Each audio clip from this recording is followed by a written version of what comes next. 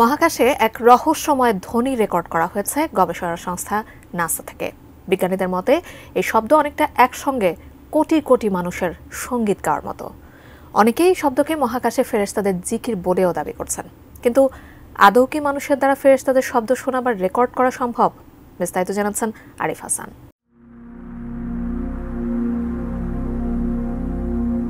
সীমাহীন বিস্তৃত এবং অসংখ্য রহস্যে ঘেরা মহাকাশ আমাদের কাছে এক অপার বিস্ময়ের উৎস।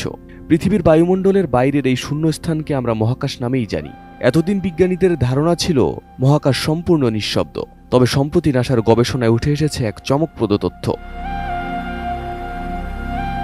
নাসার এক পর্যবেক্ষণে মহাকাশ থেকে এক রহস্যময় ধ্বনি রেকর্ড করা হয়েছে, যা গবেষকদের অবাক করেছে। তাদের মতে এই ধ্বনি যেন কোটি কোটি মানুষের একসঙ্গে মন্ত্রপাঠ বা সঙ্গীত গাওয়ার মতো শোনাচ্ছে। কেউ কেউ ওই ধ্বনিকে ফেরেশতাদের জিকির বলে দাবি করছেন। কিন্তু সত্যি কি ফেরেশতাদের জিকির রেকর্ড করা সম্ভব?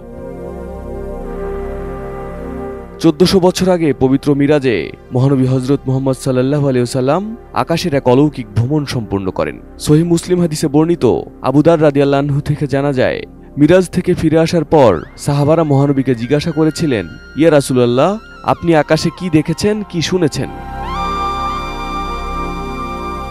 জবাবে নবী সাল্লাল্লাহু আলাইহি ওয়াসাল্লাম বলেন, আমি যা দেখেছি তোমরা তা দেখতে পাও না, আমি যা শুনেছি তোমরা তা শুনতে পাও না।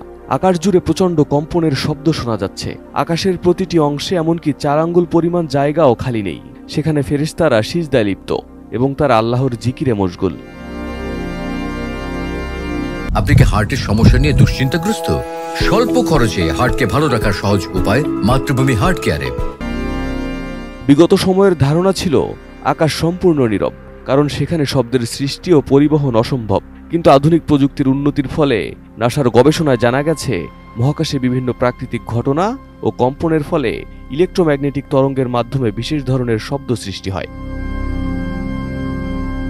নাসার hour universe is not silent এবং লিসেন টু দ্য ইউনিভার্স প্রকল্পে উঠে এসেছে মহাকাশের বিভিন্ন কণা ও নক্ষত্রের বিকিরণ থেকে সৃষ্ট কম্পন বা ভাইব্রেশন শনাক্ত করা সম্ভব। চন্দ্র এক্স-রে অবজারভেটরি এবং অন্যান্য দূরবীক্ষণ যন্ত্রের মাধ্যমে এই কম্পনগুলো রেকর্ড করা হয়। এরপর সেগুলো সোনিফিকেশনের মাধ্যমে শব্দে রূপান্তরিত করা হয়। সোনিফিকেশন হলো বৈজ্ঞানিক তথ্যকে শব্দে রূপান্তর করার একটি প্রক্রিয়া। মহাকাশ থেকে প্রাপ্ত ডিজিটাল সংকেতকে শব্দ তরঙ্গে রূপান্তরিত করে, যা নতুন এক অভিজ্ঞতা তৈরি করে। নাসার এক বিজ্ঞানী জানিয়েছেন, এই ধ্বনি শুনে মনে হয়েছে যেন একত্রে বিলিয়ন বিলিয়ন মানুষ গ্রেগরিয়ান চ্যান্ট গাইছে। গ্রেগরিয়ান চ্যান্ট হলো খ্রিস্টানদের এক ধরনের ধর্মীয় সঙ্গীত, যা একসঙ্গে গাওয়া হয়। অনেকে এই তথ্য এবং মহানবী সাল্লাল্লাহু আলাইহি ওয়াসাল্লামের হাদিসের সাথে মিলিয়ে এই শব্দকে ফেরেশতাদের জিকির বলে দাবি করছেন। কিন্তু ফেরেশতাগণ নূর থেকে আল্লাহ তাআলার এক বিশেষ সৃষ্টি, যারা পবিত্র এবং আল্লাহ তাআলার নির্ধারিত কাজে নিযুক্ত এবং শুধু তার আদেশেই মেনে চলেন। দুনিয়ার কোনো যন্ত্র কিংবা কোনো মানুষ জীবদ্দশায় তাদের চিহ্নিত করতে পারে না। শুধুমাত্র আল্লাহ তাআলার কিছু নবী ও রাসূলগণ ফেরেশতা জিবরাইল আলাইহিস সালাম সহ বেশ কিছু ফেরেশতার সাক্ষাৎ ও সহযোগিতা পেয়েছিলেন।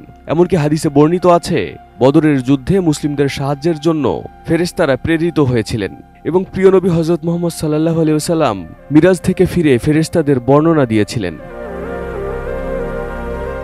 সর্বশক্তিমান মহান আল্লাহ তাআলার সৃষ্টি এই বিশাল মহাকাশের ক্ষুদ্রতম কণা পরিমাণও মানুষের অজানা, যদিও নাসা এই শব্দের বৈজ্ঞানিক ব্যাখ্যা দিয়েছে। মহাকাশে কি ঘটছে আর কোথা থেকে এই শব্দের উৎপত্তি, একমাত্র আল্লাহ পাকই ভালো জানেন।